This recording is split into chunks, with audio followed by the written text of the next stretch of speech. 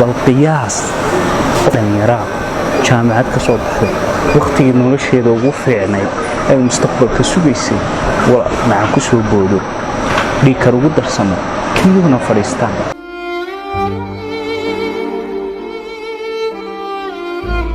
basra cabdi xasan waxa weeyaan jaamiciyad waxa maxay ahayd way shaqayn lahayd waan sugayay in badan baan sugayay oo soo sabrayay basra xaalada dadku ku sugan tahay iyadoo hooyadeed la soo taabtay imanku jaamacad ka soo qancay soo noloshu u cusbay maantana wada arkaysa xaalada ku sugan tahay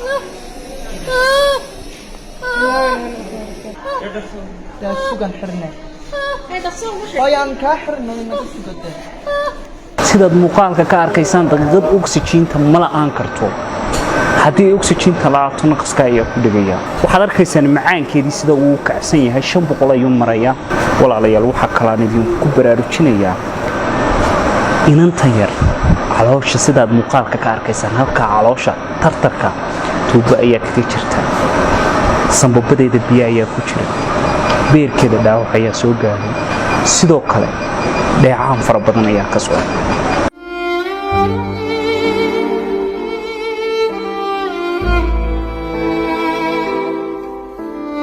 qaxooti baan ahay maxay ahayd ma haysto halkan kuma haysto ilmahaygii way iga bugtaa oo maxay ahayd maalin walba dhakhtar baan taaganahay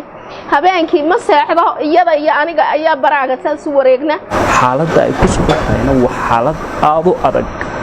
oo qof kasta oo bini aadan oo damiir leh uu ka damqanayo maanta ilaahay iyadana uu ku imtixaamaya inagana way nagu imtixaanay iyada uu ku imtixaamaya ilaahay wuxuu eegayaa inay ku samirto inagana way nagu imtixaamayaayo wuxuu eegayaa ilaahay inaynu caawino walaalayaal waxaanu u baahanahay kelidii loo saari lahaa waa u diyaar qarashkii lagu geyn lahaa turkiga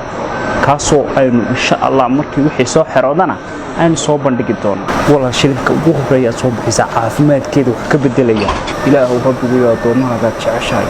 waafajinay barnaamijka nagala qaataan walaal khayrka ka xari wixii aad awoodo telefoonka walaal xaafadooda ee shaashada kaaga muuqanaya walaal ugu soo hagaaji haddii aanad xitaa shilin hayn walaal muuqaalka sii faafi oo dad badan oo haysta gaarsiin qof kastoo aad gaarsiiso oo wax soo dira waxa uu soo diro ajirkeeda in leeg ayaa ilaahay ku qoraya